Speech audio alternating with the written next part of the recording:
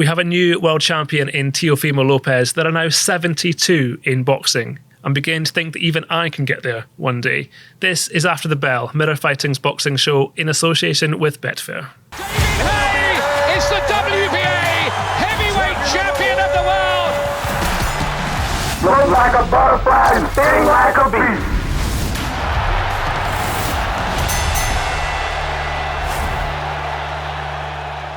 Welcome to this week's After the Bell. I'm not sure if Declan and George Groves have fallen out, but for some reason we can't seem to get both of them together. There's beef. Yeah, big beef. Listen, hopefully it's Christmas time, but we'll settle it in the new year. But honestly, it's great to have you here, Declan. Cheers, mate. Thanks for that. Appreciate it. Let's start looking back at the weekend. Teofimo Lopez, a new lightweight champion, another lightweight champion. Richard Commey knocked out in 2 rounds. Surprised by just how quickly it went? Very, very surprised, because I've been one with Lopez. There's clearly a lot of talent, and he's obviously done everything that's asked of him. Who'd he beat? Tatley in New York on the Amir Khan, Terence Crawford undercard.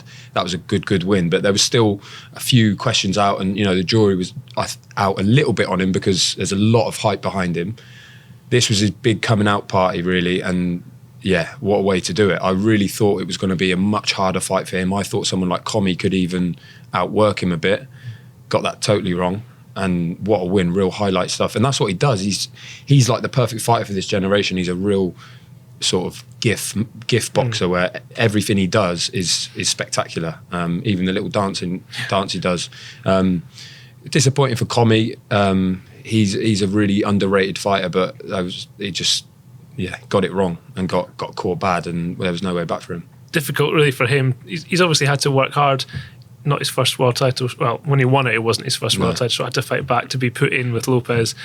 Quite hard on him, really. Yeah, but that's what happens when, and especially in a division like that, where, as we will talk about, there's all sorts of fighters there, all sorts of people jostling for position.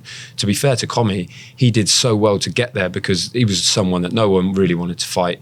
It's not like he sells tickets or there's a hype behind him. He doesn't say a bad word about anyone. So to do what he done and get to that position, he's a massive star in Ghana, a huge inspiration to all the people in Bookham where he comes from. And yeah, I mean, sometimes you just have you have a fight like that against someone who's clearly very good. I think we're talking about a future great in Lopez now. I don't think we can really undersell him. And yeah, he lost. The interesting thing is it's the same shot that Robert Easter caught him with. I don't know if you saw the split screen thing, and it's literally identical right hand over the top of the jab as he sort of pulls out with it, and his legs did the same thing. And yeah, great shot. Lopez has got unbelievable power as well. Yeah. Not a lot of discussion around what's next for Lopez. It looks like straight into a fight with Vasily Lomachenko back in New York in April. But I think the real situation I want to talk about today, and hopefully rant about, really get into it, is the mess that is the WBC lightweight division at the moment. There will be 3 world champions within a matter of months. Lomachenko is now the franchise champion, one of 2 along with Canelo Alvarez. Devin Haney won Lomachenko's old title, but has now been made the champion in recess because he'll be out for 6 months at least. They're my favourite. I love a recess champion. I mean, I'd like to do my job in recess if I can, just get paid just to I think I have been for the last few years, to be honest. So he's out for at least 6 months with a shoulder injury.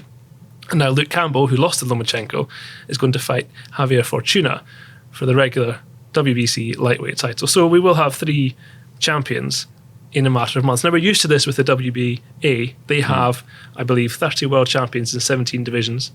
I'm no Carl Vorderman, but that seems too many. But now the WBC are starting, and presumably it's only so that they can get extra sanctioning fees, because Haney's obviously not going to earn them anything for while he's out. No. What do we do about it? Well, I don't really know where to start, because the mad thing about the champion in recess, I got the email from the WBC saying it. I was like, he had like a shoulder operation or something. It's not like he's like out for 5 years or something. It's not like he had some freak injury. He's just injured. Yeah. Like, you haven't got to make another belt for that. And I think the real people, obviously it's annoying for us and it's annoying for the fans and it's damaging for the sport because no one can really make head nor tail about any of the belts anyway. I think it devalues the whole belt and the champion status for the fighters, really. I really do think that, because even Devin Haney being made the regular champion in the first place via email, this amazing young talent, really working hard to get there, you know, really making a name for himself, doing the round, coming over here, doing loads of media, all that sort of business. And he doesn't even get his sort of and the new moment in the ring. Like that's what young boxers dream of, surely. Like they don't dream about getting it via email. And now he's injured, so you cannot be in champion in recess, we'll get another champion. But now if Luke Campbell wins that and he's got the green and gold belt, they put it on the table at the press conference, like, well, there are actually two caveats here. One, it's actually Lomachenko. Oh, and two, by the way, Devin Haney is the champion. You're like the third place champion. What's the point? Surely, if you're Luke Campbell, you're thinking, oh, do you know what? I'd rather be the champion. But I'd actually quite like someone to come out and say that. Do you know what? Maurizio Sulaiman is very open about these things. He often comes to London and he'll sit down with us and explain it. When you say, these are the clear problems with boxing. What are you doing to address them? And they've done really good things with drug testing. They're doing a lot of work into things like weight making and making sure that can be as safe as possible, and looking to how we can safeguard and protect fighters. But this stuff is like, it's just mind-boggling. And you wonder who's making the decision. Obviously, like you say, it must be to do with sanctioning fees and therefore money, and they are a business. So, but then a lot of their money it goes to charity and stuff anyway. So it's not like, I don't really know who's calling the shots. And even like, I remember we grilled him on things like silver champion and all that sort of stuff, and they can make a good argument on that. They can make a good case. It's about, you can't just have the elite fighters boxing for stuff. What they're doing is looking at, like he even said, like a championship, as in League 1, League 2 championship. It's about making sure that the boxers who aren't right at the top yet have got something to fight for and some real way of progressing stuff, and then also therefore legitimising the rankings a bit. But then when you do that at the top of it makes a mockery of the whole thing. And the problem as well is that the whole point of Lomachenko, he had the 3 belts, the whole point of him fighting Lopez was to get the 4 belts. Yeah. But as far as I understand, the other sanctioning bodies will not recognise the franchise champion. So in theory, it won't be for the undisputed title, because they don't recognise that WBC version. Now, whether or not he doesn't really care, he's like, well, I've got all 4, so that's fine. But again, it just seems to be defeating the point. And that devalues the whole thing, because you go, okay, well, he's not got all 4 belts, but everyone thinks he has, so it doesn't even matter. So then it's like, well, why do we have any belts at all then? Yeah. And also the franchise champion, it just sounds terrible, doesn't it? Franchise is such a minging word, really, especially over here. We think of, so who wants to be a franchise champion? And as I understand it, you can't lose your status as a franchise champion. So if someone beats Lomachenko, he doesn't lose his title. Same with Wilder. So what sort of a boxer wants that? Well, in theory they shouldn't, but as I say, I can't see them until one of them comes out and says, no I don't want it. It'll carry on, know. It was like Inoue, when he boxed and won, they tried to give him the silver belt, I think. Did you see the video? And he was like, no thanks, afterwards. So that was ratings for Inoue. Yeah, even absolutely. More so. But yeah, what a mess. But really at the heart of it, and I suppose we should stop even moaning, because at the heart of it, we're going to get Lopez Lomachenko, which is a great fight, and who needs belts attached to it anyway. No, you are right. And ultimately, that's what we'll always trumpet. Looking at that fight, to say should be in April. Lomachenko is the 4-1 on favourite with Betfair to win that. Lopez 11-4. Is it too early for Lopez, do you think? I do. I think it's too early for him. I think he'll have moments of success, because we've seen with Lomachenko, it's not like he is totally unhittable. Not to say he's vulnerable, but he's not like Pernell Whitaker with his defence or whatever. I just think he knows a bit too much for Lopez. But Lopez hits hard. Who was it who floored Lomachenko? Linares dropped him. Campbell had flashes of success, certainly early on in the fight when Lomachenko sort of downloaded him. So if Lopez can jump on him early like he did with Commey, who knows? Maybe he could rattle him, unsettle him with some power. He's got so much belief. He also, and obviously boxers have to, but whenever I've spoken to him, he goes on about Lomachenko like he really genuinely believes that he's there for the taking. And the old man, Lopez's old man, who's always on the scene, he's even more so. He's massive on how his son can beat Lomachenko. Now, obviously, he really rates his son, and he's going to be, singing it from the rooftops. But they believe it, and the good thing is they're both with Top Rank, so there doesn't seem to be any problems there. We've had them in the ring together now, doing pictures and stuff. So it looks like that one's going to happen. But I just wonder whether Lopez could do with a couple more fights, but maybe not. Maybe now's the time, and maybe we'll all look stupid. Lomachenko, obviously not a natural lightweight, probably has to work hard to get to that limit. whereas Lopez comes down the other way. Maybe his size, I guess, will always be something that Lomachenko definitely. might struggle with. I think it's one of those with Lomachenko that he'll eventually. I know he's lost already, but I mean he'll lose because of size. He'll keep going until someone bigger, not necessarily better than him, beats him, because it happens to all the great fighters, and I think that is what will happen. The same we'll get on to Crawford, but that could happen to Crawford as well.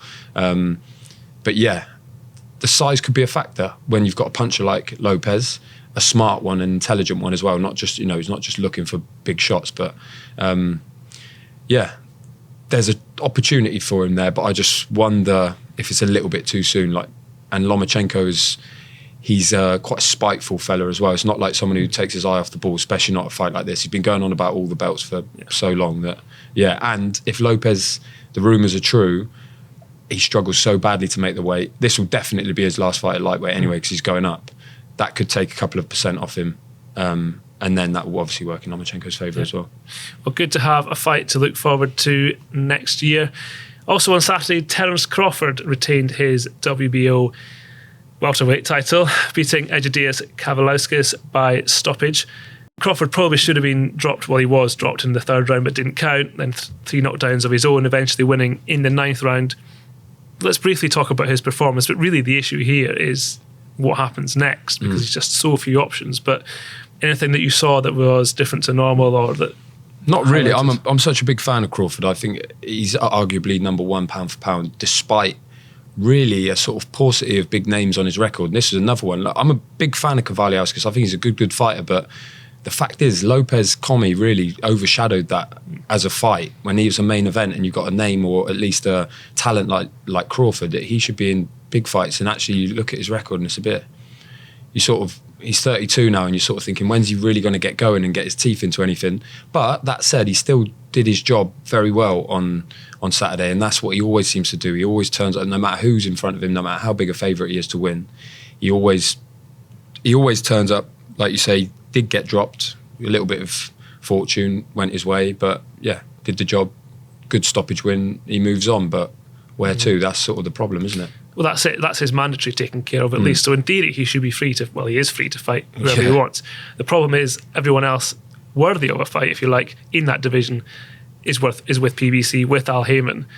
And obviously put to one side the fact that Errol Spence had his car crash and is out for the foreseeable future anyway, regardless, it's difficult to see who he's going to fight. We have Sean Porter here, the 2-1 on favourite with Betfair. Perhaps he's the one that PBC might be like, let him go, because he's not got anything necessarily to protect. He's fought Spence, he's fought most of them out there. That seems to be the only plausible option, I think. Yeah, I think the thing is with PBC, they will do business with Top Rank, and that's not out of the question. They've done it before, and they're not as insular as it might seem, but I think they are, and they will be with Errol Spence, certainly with this fight, because it hasn't happened yet. I think the thing is with that fight is that it's such a big one, and there's so many hurdles in the way. Actually, it doesn't make all that much money to make it really make it, to force it through. Like Mayweather Pacquiao, there's so many hurdles, but the amount of money on the table, they just had to make it happen. And I just think Crawford Spence at the moment, although it's a massive fight for us and for people within the sport, it doesn't transcend anything. So it's easy for that not to happen. It's a travesty, because we're talking about 2 welterweights. You could drop them into any generation and they're going to hold their own. They're genuinely quality welterweights, both from America, both world champions. They should be fighting each other, but they're not. So now we're like, right, okay, well, what about Sean Porter then, or Keith Thurman, or Kell Brook? Kell Brook even looked likely at one point. I remember, I'm trying to think what the fight was, but he was over in America at a Top Rank show, and I spoke to him and he said, yeah, we're in talks, maybe we'll fight Crawford. It's not out of the question, because Brook, people know about him in America. He beat Sean Porter over there. Errol Spence has beaten him, so can Crawford go one better than him? That is 8-1. That's a decent price. I don't really know what Brook's up to. I've seen him. He's in very, very good shape. So he's obviously looking for something. That's the sort of fight I could see happening next. Sean Porter will fight absolutely anyone at the drop of a hat. And that would be one I'd like to see. It'd be great to see how Crawford handled him. But yeah, the fact is, there's this massive elephant in the room that he's not fighting the guy everyone wants to see him fight. And at the same time, you've got people putting Errol Spence in their top 3 pound for pound, top 2 sometimes. Some people have got him number 1. And it's like, based on what?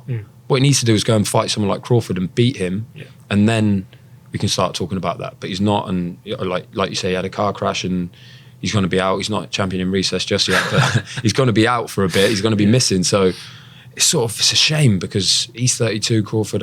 Spencer's not that old. Not that young anymore. So it's getting on a bit. We should be really looking forward to big fights. And all I can see for Crawford now is a couple of these sort of fights that, they look good on the record, but they don't really pull up any trees. And that's really what he should be doing now. And of course, champions now fight twice a year. That's it. That's exactly it. So what are we in now? December. So he'll probably fight in like April, May sort of time, and then September, October next year. So he's had 2 fights in a year and he's 33. And then you're like, well, okay, if neither of those are big fights, it's just another year wasted. Like, if you look at it, his biggest wins were like Julius and Dongo and Benavidez, something like that, or Kavaliauskas. You're thinking, okay, where's the big name? Where's the big name? Where's the really defining fight for someone of his quality? And it's not there yet, but hopefully we get it soon. And of course, that fight wasn't on what you might call traditional television over here. I mean, we're used to sort of Box Nation picking up these sorts of fights at the last minute, but I mean, I don't even know if they still. I mean, it still exists on the box, but whether or not it's still functioning. So that tells you as well that not even however much it would cost, they weren't even prepared to pay a little bit. I know it's at 4 or 5 in the morning, but as you mentioned earlier, that maybe out with the boxing world, there's just not that. It's true, and that's why. It's because he hasn't had that moment yet. Even though he beat Amir Khan, so you think he'd be a big name over here. And to be fair, he's a big name among everyone in boxing knows him, but he hasn't crossed over at all at this point. Like, it's not really right to compare him to someone like Mayweather, but you think about what Floyd Mayweather, the star he was at 32.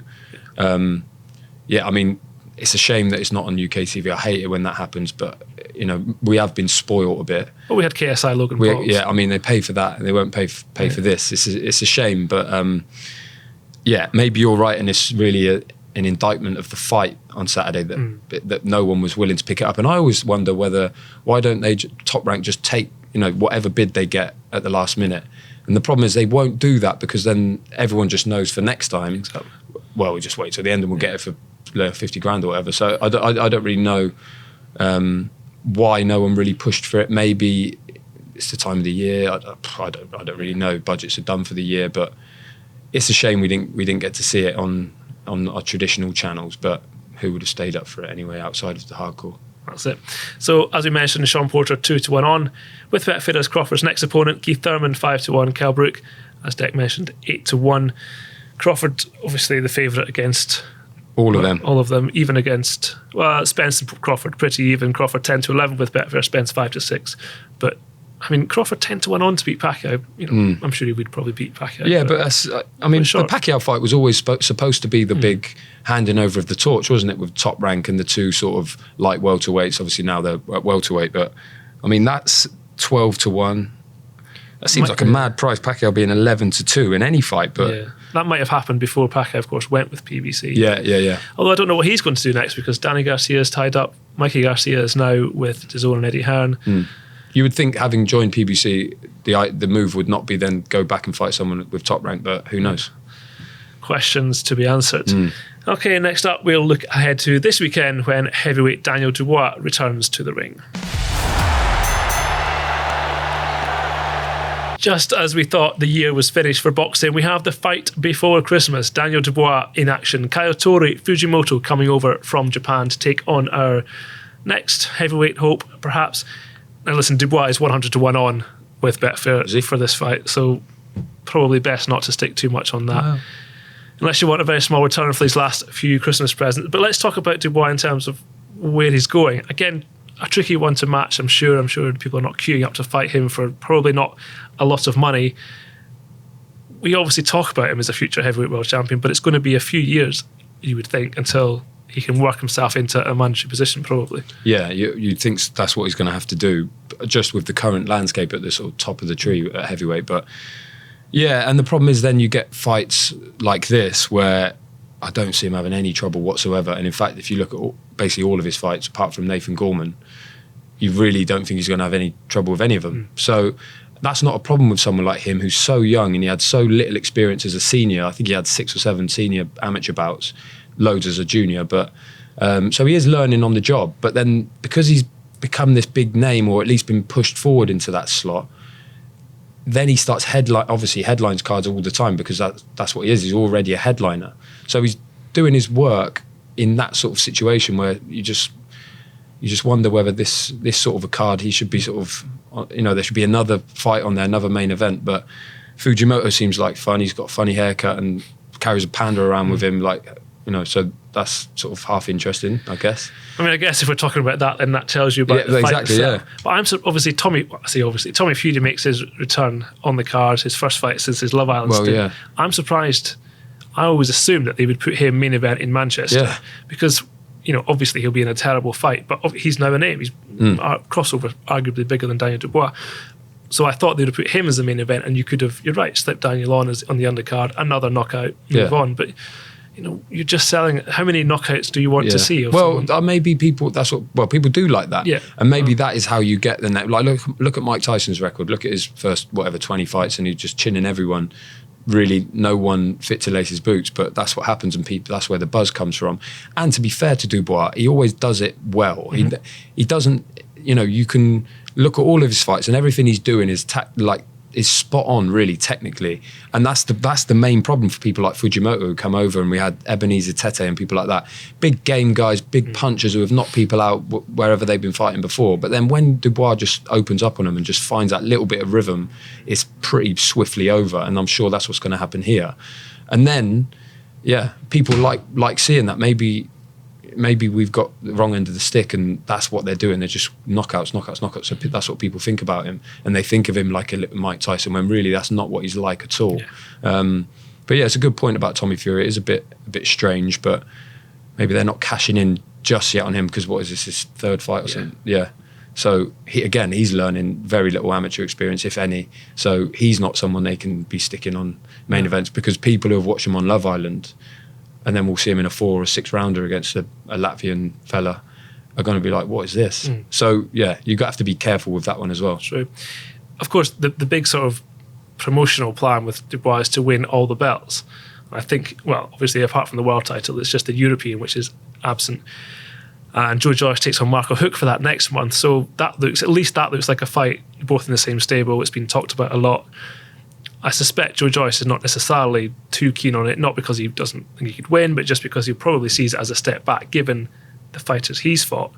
But you would imagine at some point they'll both be convinced to fight maybe spring next year or something next year. I mean, it's a strange one, because when Joe Joyce signed with Frank Warren, I think you were there as well at the press conference, and it was all a bit, everyone just assumed, that's because he's going to be matched with Daniel Dubois. And then actually when you spoke to Joe, he was like, no, not really. That's surely a step back for me. I'm looking beyond that already. I want to fight for the European title. At the time, it was Ajit Kabayel, or I want to fight Manuel Char or whatever. He had plans well beyond Daniel Dubois, and he thought, well, that's a step down for me. And what if I lose? And not that he thinks, but he's a very intelligent fellow, Joe Joyce, very cerebral, thinks about all his moves, and he would have looked at that and thought, I don't really need that at the moment. And I'm sure his handlers think the same, but it seems like that's where they're going to push him. And actually there'll come a point, especially because Dubois is knocking people out and people are seeing him, there'll come a point where that fight sort of has to happen, and then they'll pay Joe Joyce enough money, and then he'll have it. And it's not like he'll shy away from it. He's sparred Dubois a lot at GB, so it's another one where he's sort of going to know what he's in with. And that's a fun fight for Britain, isn't it? And it's good, because then one of them then moves on from Frank Warren's stable. Might not be the best trash talk, though. Oh, that's a good point. I didn't even think of that. Actually, that could be the worst ever. It could be the worst ever when it comes to trash talk. Neither of them are really into that. That's a good point. I don't know how they're going to get around that. I mean, while we're talking about belts and too many of them, Manuel Char has been the WBA regular heavyweight champion of the world for 2 years without fighting. Good on him. I mean, is that in recess? That's got to be recess. That's effectively. Well, you've got to. But again, it's just, and he's failed drug tests. Yeah, didn't he get shot as well? Got shot once. Failed drugs tests. Can't say it's a boring life, but again, I mean, you would think though, however farcical it is, that is the one avenue that the other sort of heavyweight pretenders, if you like, have got, because Joshua, he's busy for a while. Fury Wilder tied up, so that's the one avenue. Really, they should be pushing. Yeah, that seems to be the one that all heavyweights speak about at the moment, because they know there's not really an in with the champions because they were all sort of tied up. Manuel Charr came up as an option for Joshua when Jarrell Miller was banned or pulled out of the fight. And even they swerved it because they thought, well, what am I going to get from beating Manuel Charr? But he has got that belt. And then obviously, well, in theory, if you get the WBA regular, then you're sort of in with a shout of getting a shot at the proper one. But really, I don't see them enforcing anything. Joshua's got a problem with the BO and the IBF now. WBA seems to be sort of, we don't really talk about that. I think the Povetkin fight was a mandatory for that, so we sort of cleared that already. So yeah, get to Charr, I suppose, and everyone will fancy it. Everyone has always seemed to fancy fighting Manuel Charr, but no one ever does. But yeah, it'd be good for Joyce as well if he wins the European and then they got the Charr fight. That was certainly what he was talking about. Yeah. But yeah, in terms of Dubois, I mean, this is the thing we're not sure about, and the thing with Frank Warren is he knows so well how to move, how quickly or how slowly to move his fighters. He knows exactly what he's doing. He's always the one who will say, especially with Dubois, he'll say that he's learning, he's a baby, he's learning on the job. They're not going to chuck him in with anyone that they think, just to get their hands on the belt. But surely they'll look at Charr and they'll look at how much Dubois has progressed and think, yeah, we'd fancy that. And he wins a regular title. He's right up in the mix, and he's so young now. He's got another 10 years in him. Yeah, definitely. Well, next up, we'll take a look at what's making the news in boxing this week. Surprise news in boxing this weekend is the parting of ways of Tyson Fury and trainer Ben Davison just 2 months before his rematch with Deontay Wilder, although that's not yet officially been announced. Tyson, we didn't have to wait long to figure out who he's going to go with. He's going to go with Sugar Hill, nephew of Emmanuel Stewart, who Tyson's always held in high regard, but must be surprised that he split with Davison in the first place. Yeah, that was a bit of a curveball, wasn't it? Really didn't see that coming. They seem to be absolutely thick as thieves certainly for the Wilder fight, and Schwartz and the two before Seferi, Pianetta, that was when he came in, wasn't it? Just before Seferi.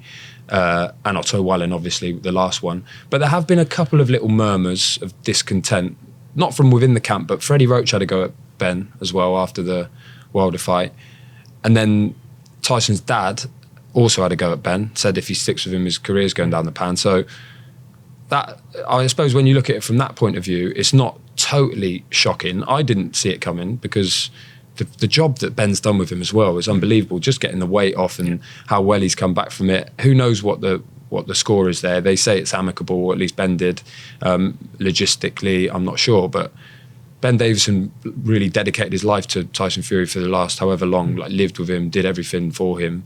And I think at this stage, that's what Tyson needs. It's because no one can really teach him anything about boxing now, I don't think. He's such a brilliant, gifted boxer that I'm not really sure anyone can give him that. What he needs is someone who runs his gym diary, really makes sure all the food's right, all of that sort of stuff. And that's what Davison did. And now it's gone, and you think, oh, someone else is going to come in and do that. Or maybe, we don't know the full story, but no one really sees what goes on behind closed doors. Maybe this is the best thing for him. I must say I wasn't expecting him to team up with Sugar Hill because he's not a name that you hear a lot, particularly not when it associated with Tyson Fury. But he did spend a lot of time in the Kronk. Like you say, he loved Emmanuel Stewart, and so he knows him from there. Some good memories for him of when he was at the Kronk briefly. So yeah, who knows? Maybe it'll work. Maybe he will teach him a thing or two. I mean, you mentioned his dad, and I think there definitely could be something in that because his dad is now training Tommy Fury, who was with Ricky Hatton. Again, that's been explained as logistics, but I think if you're Tommy Fury, you've had 2 fights, you may be a big star outside of boxing, but you want to stick with Ricky Hatton if you can. Yeah. I think the influence of John Fury perhaps is definitely sort of a factor here. And you've got to remember, as you mentioned, Davison did far more than just help Tyson in the ring. Yeah. There's an argument that he may never have come back had he not been guided through the weight loss and the psychological side of it with Ben. But then, of course, Ben got a lot from Tyson, given the criticism he took from the Billy Joe Saunders fight, and then was sort of like, why is he working with Tyson Fury? Yeah, so well, with that in mind, you've got to think, you hope it is amicable and it's a business decision and it's not anything else, because both of them have gained a lot from that relationship, and it would be a shame if something's got in the way, whether it's money or whatever it is. But hopefully it's a business decision. And I'm sure now Ben Davison's a big name when it comes to trainers. People know all about him. He put the graft in, and it's not like a whirlwind thing and he just sort of happened by accident. This is something that he really thought and believed in himself. This is what he wanted to do and this is what he would be able to do. And he's done that. To be fair, what a job he did with him, but also in the ring with the Wilder fight and stuff like that, and the way that Tyson spoke to him, and obviously the respect he had and has for him. A lot of fighters will look at that and think, yeah, I want a bit of that. So obviously it's not the end of Ben Davison. Obviously he's so young as well. I don't even know he's even 30 yet. So yeah, let's hope they both move on and it works for both of them. But it seems that he's sort of back, I say back with his dad, but I saw a clip of Tyson and Tommy body sparring on Twitter the other day. So they're obviously sort of back together and talking and working. So, yeah. I mean, I suspect we'll never know, or at least we won't be told exactly what's going on. Definitely not. But, I mean, you could argue that the fight should be with Wilder in, I think, 10 weeks or so. There's no big secret to how either man wins that fight, right? And as you said, what are you going to teach Tyson Fury? So in theory, he does need someone to guide him, make sure he gets that fight in the best shape, and then really it's whether he can avoid that right hand. Yeah, that's exactly it. I don't think anyone can come up with a game plan. The game plan was spot on, really, apart from don't get knocked down in the 12th round, he wins the fight. So, but maybe they've had a chat and he said, this is what we're going to do. Really just needs to be fit and he needs to be mentally right for that fight, because that's the one thing that you can never be sure of Tyson Fury, and he'll tell that himself. If he's not bang on it, it's not going to work and we might not even get to the fight. It's not that far away now.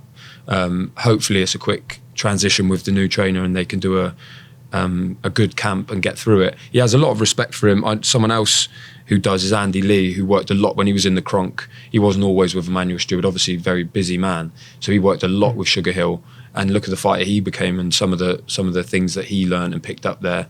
He would always big up Sugar Hill a lot. He was at the fight, I think, when he won the world title against Matt Korobov. So, it could really work. Maybe it'd be a good bit of freshness, and maybe that's what Tyson needs. Is when he gets a bit bored is probably the wrong word, but it all becomes a bit too much like routine for him. Maybe he takes his eye off the ball a little bit, and maybe this is what he needs. And what he doesn't need is any problems ahead of a fight like Wilder, because we know what will happen then. Yeah. Well, at least it gives us something to talk about. Yeah. What will be an otherwise... Well, it's the problem. The disappointing thing is that Tyson Fury's not going to tell us the truth about it, or he's not going to tell us anything he doesn't want to. He's the best at that.